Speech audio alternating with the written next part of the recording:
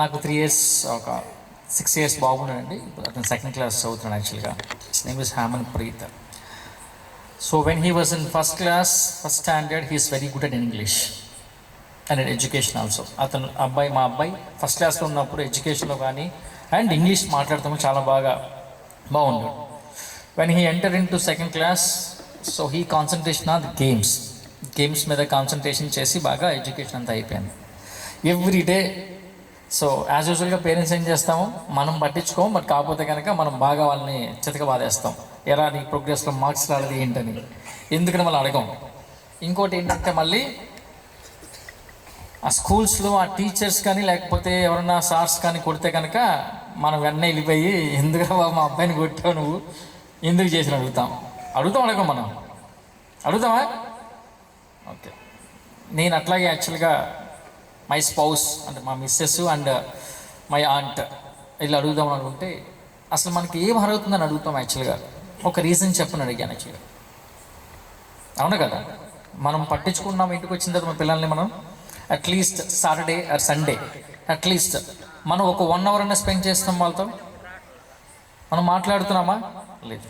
మనం ఏంటంటే మన పనులు మనం చూసుకున్నామా, అయిపోయిందా?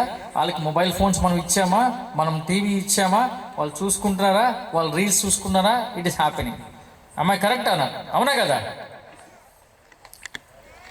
కానీ let them do it. I said only one thing to my spouse, let them do it their work. నేను మళ్ళీ ఫోన్ చేసి వాళ్ళకి ఏం చెప్పానంటే, మా మిస్సెస్ మాట్లాడుకుని తీసుకున్నప్పుడు, thank you so much madam, మీరు ఇంకా ఒక 2-3 దెబ్బలు ఎక్స్ట్రా వేసినా పర్వాలేదు, he has to be set right. And గేమ్స్లో కూడా హీఈస్ ద ఫస్ట్. అండ్ ఇంకోటి ఏంటంటే టెల్లింగ్ మనం ఎగ్జాంపుల్, ఇది మనకి ఏపీజే అబ్దుల్ కలాం గారు చెప్పారు యాక్చువల్గా. ఎప్పుడైనా చూడండి, చిన్న వయసులో మనం తప్పులు చేస్తే మన అందరూ చిన్నప్పుడు మీరు పెన్సిల్స్ యూస్ చేస్తారు కదా, అందరూ యూస్ చేశారా? పేరెంట్స్ కూడా అందరూ చదువున్నాం కదా. మనం పెన్సిల్తో రాసినప్పుడు మనం ఎరేజ్ చేస్తాం. మనం ఎరేజ్ చేస్తే పోతుందా? Yes or no? ఓకే. పెన్తో రాస్తే పోతుందా? ఎందుకని? చిన్న వయసులో ఏ తప్పులు మనం చేసినా సరే అవి మనం ఈజీగా మనం సరిదిద్దుకోవచ్చు. కానీ వెన్ వి గ్రో, మనం పెరుగుతున్నప్పుడు మనం తప్పులు చేసినవి మనం సరిదిద్దుకోలేము. అందుకనే so if you did one mistake, మన మీద చిన్న చిన్న తప్పులు చేస్తే వాటి నుంచి మనం నేర్చుకొని ఆ తప్పులు రిపీట్ చేయకుండా మనం డెవలప్మెంట్ అవుతూ ఉండాలి. అందరికీ ట్రెడిషన్ ఎక్కువ, ట్రెడిషన్ కల్చర్కి మనం అలవాడిపోయాం. ఇప్పుడు సార్ చెప్పినట్టుగా యాక్చువల్గా ఈ టెక్బీ ప్రోగ్రామ్ 12th కంప్లీట్ అయిన వాళ్ళకి ఈ టెక్బీ ప్రోగ్రామ్ గురించి చెప్తే చాలామంది పేరెంట్స్ అవే వదిలేండి మా వాడికి ఎందుకు జాబ్ 12th అయిపోయిన తర్వాత, అసలు బరువు ఉన్నాయి, ఒక 10 ఎకరాలు ఉన్నాయి, వాడు చూసుకుంటాడు. ఈ 10 ఎకరాల తర్వాత వాడు ఉంటాడో లేదో, బతుకుతాడో చచ్చిపోతాడో తెలియదు, ఇది ఉంటుందో లేదో తెలియదు, ఇట్లా ఉంది. సో ట్రెడిషనల్ కెరీర్ పాత్కి ఇప్పుడు అంత వాల్యూ లేదమ్మా. ఇంటర్మీడియట్ అయిపోయిన తర్వాత మనం బీటెక్ చేస్తాం చాలామంది. ఇప్పుడు మీ విలేజ్లోనే చాలామంది బీటెక్ చేశారా? బీటెక్ డిగ్రీ చేసిన వాళ్ళు ఉన్నారు అందరూ. ఎంతమందికి జాబ్స్ వచ్చినాయి చదువుతండి? జాబ్స్ లేకుండా తిరగట్లేదా? లక్షలు ఖర్చు పెట్టి మీరు కాలేజీలో జాయిన్ చేయించారా? ఏం చేస్తారు వాళ్ళందరూ? Still roaming and the searching and the streets for jobs. రోడ్ల మీద తిరుగుతున్నారు జాబుల కోసం. మరి మనం కాలేజీలో జాయిన్ చేసినప్పుడు సంఖ్యలో బ్యాగ్ పట్టుకొని ₹1,00,000 10 లక్షలు మనం కట్టాం కదా కాలేజీకి. ఏది ప్లేస్మెంట్స్? అడగలుగుతాం మనం వాళ్ళని? ఏం చెప్తారు వాళ్ళు? మేము ఎంతో ట్రై చేసామండి, కృషి చేసాము, మీ పిల్లలకి స్కిల్ లేదు. కానీ మనం ఎప్పుడు నమ్మేది ఒకటి అంతే కదా. ఆ యాడ్లు చూస్తాం అంటాం. కానీ కష్టపడి ఇక్కడ స్కిల్స్ నేర్పిస్తే అది మనం చూడం, కష్టపడి జాబ్ ఇస్తే అది మనం పట్టించుకోం. సో ఏదైనా ఒక మంచి మనకి వస్తుందంటే మనం దాన్ని ఇమ్మీడియట్గా మనం గ్రహించలేము. ఎందుకని? అది ఫ్రీగా వస్తుంది, తక్కువ వస్తుంది. మనకి ఎలా ఉండాలి? ఎంతసేపు కూడా ఆర్భాటంగా ఉండాలి, చాలా ఎక్కువగా ఉండాలి. సో అలాంటి థాట్స్ మీ దాంట్లో నుంచి తీయండి దయచేసి. నేను నా లైఫ్లో, అంటే నా ఏజ్ చాలా తక్కువ, బట్ నాకున్న ఎక్స్పీరియన్స్లో చాలామంది కాలేజీలు నేను చూశాను, కానీ I haven't seen as like Durga Prasad sir. Seriously I'm telling, whatever the efforts he kept on the students, అంటే పిల్లలకి మంచి చెయ్యాలి, పిల్లలకి ఒక లైఫ్ చూడాలి. 6వ తరగతి నుంచే కంప్యూటర్స్ నేర్పించడం అంటే ఎవరన్నా బయట ఉన్నాయి అసలు అక్కడ? ఈ రోజుల్లో నేను ఇంటర్వ్యూస్ చేసేటప్పుడు ఒక గ్రాడ్యుయేట్కి ఒక బీటెక్ చేసిన వాడికి ల్యాబ్ ఎక్కడ ఉందో తెలియదు. అలాంటి పరిస్థితులు ఉన్నాయి కాలేజీలు ఇప్పుడు. కానీ ఈయన 6th క్లాస్ నుంచే కంప్యూటర్స్, లాంగ్వేజ్ నేర్పిస్తారంటే ఎంత మంచిగా ఉందో ఒకసారి ఆలోచించండి. మీరు ఒక సజెషన్ అంటే, కాలేజ్ వాళ్ళు మీకు ఏం చెప్తే పిల్లలకి అది చేయించండి దయచేసి. అంతేకాని పిల్లలకు ఒక కంప్లైంట్లో చెప్పినా మీరు తీసుకోకండి. వీళ్ళు ఏం చెప్పినా మన మంచి కోసం చెప్తారు కాబట్టి మనం ఆ విధంగా మనం చేసుకుని వెళ్తే కనుక పిల్లలకి ఒక మంచి ఫ్యూచర్ ఉంటుంది దీంట్లో.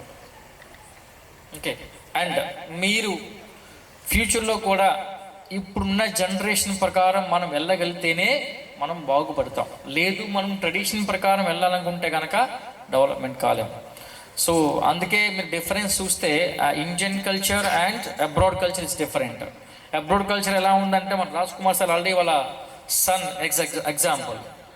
సో వాళ్ళు ఏం చేస్తారంటే వాళ్ళ స్టడీస్కి అంటే 7th class after 5th grade అనుకుంటా, 5th తర్వాత నుంచే వాళ్ళ చదువుకి వాళ్ళే జాబ్ చేసుకుంటూ సంపాదించుకుని చేసుకుంటారు. కానీ మనం ఇక్కడ డిగ్రీ అయిపోయే వరకు కూడా మనం పెట్టి పోషించడం వాళ్ళని. డిగ్రీ అయిపోయిన తర్వాత లేకపోతే బీటెక్ అయిన తర్వాత ఏం జరుగుతుంది ఎగ్జాంపుల్ అంటే, జాబులు రాక తిరుగుతూ ఉంటారు. మళ్ళీ మనం ఒక 4-5 లక్షలు మనం ఖర్చు పెట్టి హైదరాబాదో లేకపోతే విజయవాడ ఎక్కడో మనం పోయిస్తాం. ఓకే. మళ్ళీ వాడికి జాబ్ వస్తుందా? రాదు. కానీ కొన్ని వస్తాయి. ఏంటి? సిగరెట్ తాగటం, మందు కొడతాం, ఇంకా ఏవో అలవాట్లు చేయటం. Right are wrong? ఓకే. అప్పుడు జాబ్ చేయండి అని మీరు దొబ్బుతూ ఉంటే అది చేస్తాడు ఖచ్చితంగా. ఏం జాబ్ చేస్తాడు? ఏ స్విగ్గీనో, ఏ జొమాటోనో, ఏ క్లర్క్ వర్క్. మరి ఎందుకురా వాడు కష్టపడి బీటెక్ చదువుతుంది? మళ్ళీ దాంట్లో స్పెషలైజేషన్ ఏంటి సార్? సిఎస్సి అండ్ కోర్సెస్ ఉంటాయి. మీరేమో ఇక్కడ 1 ఎకరమో లేదా 2 ఎకరాలు అమ్మేసి వాడికి 1 లక్షలు పెట్టి పోశారు. చివరికి ఫైనల్గా రిజల్ట్ ఏముంది? 0. సో మనము ఆ పిల్లలకి రెస్పాన్సిబిలిటీ, ఆ వర్క్ కల్చర్ని మనం నేర్పించగలిగితే వాళ్ళకి మన ఇంట్లో విషయాలు కూడా కొన్ని వాళ్ళకి చెప్తూ వాళ్ళ బడిని పెట్టకుండా వాళ్ళ మైండ్ సెట్ని మార్చగలిగితే కనుక డెఫినెట్గా డెవలప్మెంట్ అనేది ఉంటుంది. సో నేను పేరెంట్స్ చెప్తుంది, అట్లా స్టూడెంట్స్ మీరు కూడా అమ్మా, ఇప్పుడు మీరు మీ మైండ్ సెట్ ఎలా ఉంటుందంటే ఏది చేయాలన్నా సరే ఎంతూజిస్ట్గా చేయగలుగుతారు. మీ మైండ్ సెట్ ట్యూనింగ్ మోడ్లో ఉంటుంది. వన్స్ యూ గ్రో అప్, మీరు ఒక ఇంటర్ అయిపోయిన తర్వాత you will not be able to tune up your mind set. So ఒక మంచి దారిలో వెళ్ళాలన్నా రైట్ వే నౌ, ఇప్పటి నుంచి ఒక ఇంటర్ సెకండరీ అయ్యే వరకు. దాని తర్వాత once you join in BTech graduation, so you're not in a position to do anything. ఎందుకని? అప్పుడు మీదంతా ఒక వ్యసనంలో ఉంటారు. ఎప్పుడు కాలేజ్ బంక్ కొట్టామా, ఎప్పుడు మనం బయటికి వెళ్ళామా, సినిమా చూసామా, లేకపోతే అమ్మాయిలతో బయటికి వెళ్ళామా, ఈ ఆవ తప్ప మనకి ఇంకోటి ఏమీ ఉండదు. పోనీ గ్రాడ్యుయేషన్ అయిన తర్వాత నువ్వు అప్పుడు ఏమైనా చేద్దామన్నా సరే నీకు సహకరించు. ఎందుకని? నువ్వు ఆల్రెడీ ఎడ్యుకేట్ అయిపోయావు. దేనికి ఎడ్యుకేట్ అయిపోయావు? ఎంజాయ్మెంట్కి ఎడ్యుకేట్ అయిపోయావు. అని ఇప్పుడు చాలామంది మొబైల్స్ కూడా మీరు చూస్తే, ఇప్పుడు మనం ఇంతమంది ఉన్నాం, ఎంతమంది మొబైల్స్ చూస్తున్నా చూడండి ఒకసారి. ఇంతసేపు మనం మాట్లాడుతున్నాం. ఇదే పాతకాల రోజులు అయితే కనుక ఒక 10 మంది మనం కూర్చొని మాట్లాడుకుంటే రోడ్ల మీద కూర్చొని మాట్లాడుకునే వాళ్ళం. అవునా? ఇప్పుడు ఒక ఇంట్లో ఏదైనా ఫంక్షన్ వచ్చిందనుకోండి, ఫంక్షన్కి వచ్చాం మనం. ఫంక్షన్కి వచ్చినప్పుడు ఎంతమంది మనం కూర్చొని మాట్లాడుకుంటున్నాం చెప్పండి? ఎంతమంది కూర్చొని మనం మాట్లాడుకుంటున్నాం? ఒక్క 5 మినిట్స్ అట్లీస్ట్. ఈ 5 మినిట్స్లో 10 మంది 10 ఫోన్లు తీసి చెప్పు ఇంకేంటి ఇదే. సో అది తగ్గించండి. Use mobiles for only for the important purpose, for your education purpose, not for other things. Okay, so thank you so much for giving me this wonderful opportunity.